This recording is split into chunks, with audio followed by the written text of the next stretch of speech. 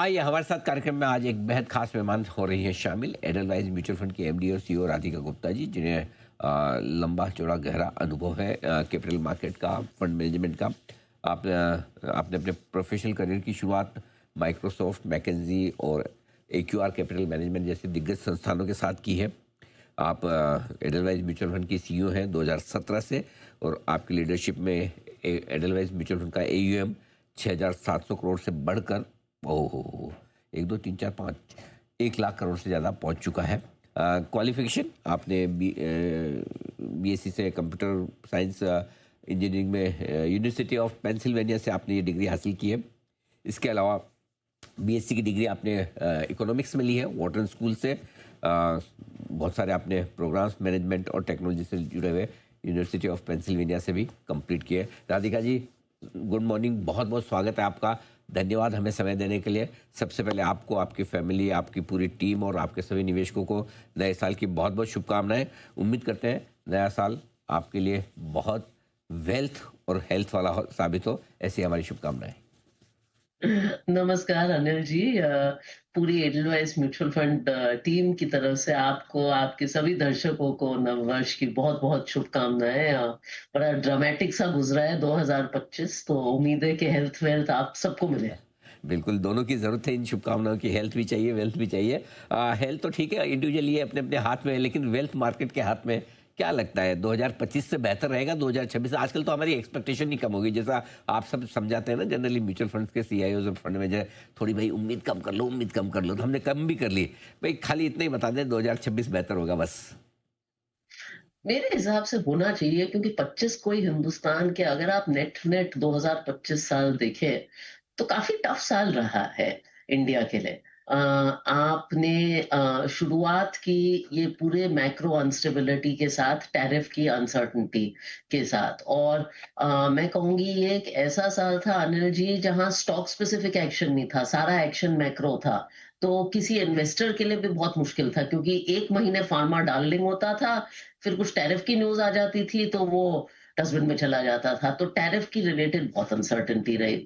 दूसरा, आपका जो डोमेस्टिक इशू था, वहां आपका अर्निंग्स स्लो डाउन रहा। आई थिंक पहले 2 क्वार्टर की अर्निंग्स भी स्लो ही रही। तो आपकी ग्रोथ रिलेटेड और अर्निंग्स कंसर्न भी रहे। तीसरा, आपने जियोपॉलिटिकल एक वॉर, आपने क्वाजी वॉर फाइट किया है, और आपके यूएस के साथ भी जियोपॉलिटिकल इश्यूज चलते रहे। तो एक्चुअली इन टोटलिटी, और चौथा एफआईएस बाजार से बाहर रहे। तो आई थिंक इन टोटलिटी 2025 काफी मुश्किल साल रहा है। मुझे लगता है 26 इसलिए बेटर रहेगा क्योंकि होपफुली ये ट्रेड अनसर्टेनिटी खत्म होके हम ट्रेड डील के पास आते जा रहे हैं। और दूसरा, जो डोमेस्टिक आपका मामला है, वहां दो मेजर चीजें हुई हैं। एक तो टैक्स कट हुआ आपका यूनियन बजट में, और दूसरा जीएसटी कट हुआ और रेट कट भी हुआ। इन चीजों का इम्पैक्ट मेरे हिसाब से आपको अर्निंग्स में दिखता आएगा। तो अगर ये हुआ तो होपफुली 26-25 से बेटर ही रहेगा। बिल्कुल, तो जो मैक्रो लेवल पर डेवलपमेंट हुए उसका असर माइक्रो लेवल पर 2026 में पड़ेगा ही।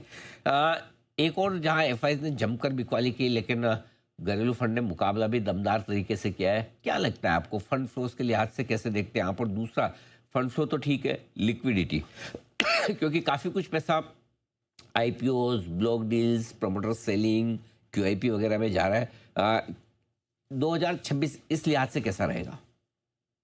तो आई थिंक एक एक जोक घूम रही है बाजार में कि आईपीओ इतने आए कि वो मार्केट को बढ़ने नहीं दे रहा, और एसआईपी इतनी आई कि वो मार्केट को घटने नहीं दे रहा। तो आई थिंक 2025 कुछ ऐसा सा हाल रहा है।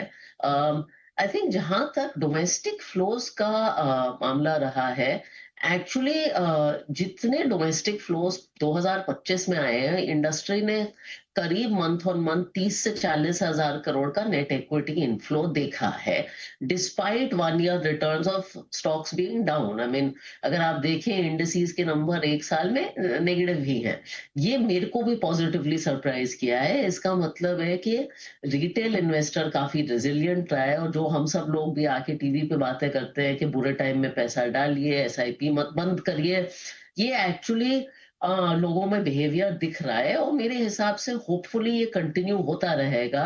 अगर आपकी इंडस्ट्री की एसआईपी बुक ऐसी 30 से 35 होती जाए, 40 होती जाए, I think that will be very good. IPO market मेरे हिसाब से, apologies, I have a terrible cough.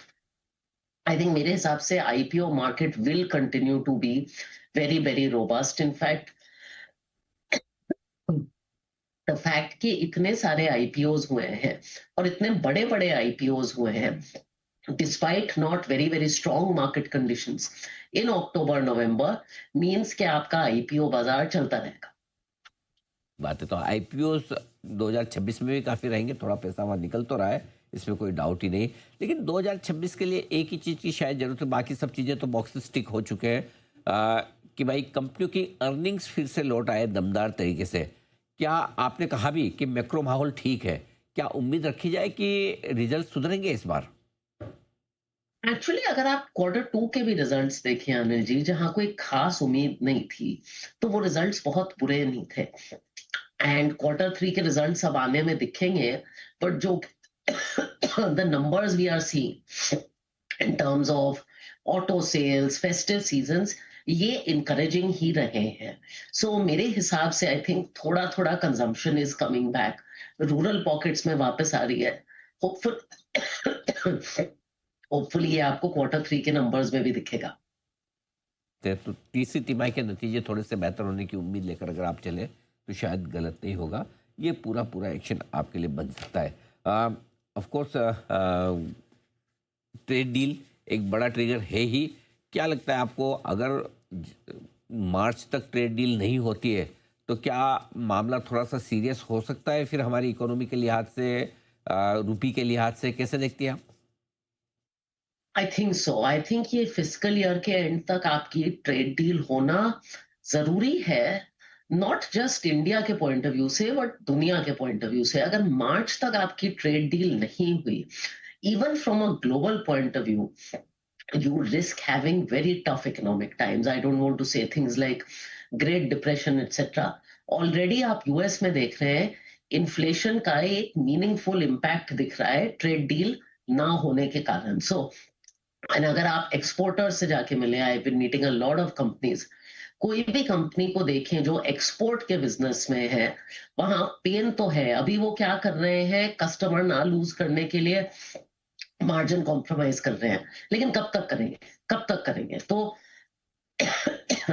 Hopefully आपकी ये ट्रेड डील मार्च तक होगी, नहीं तो मुझे लगता है all bets are a little of.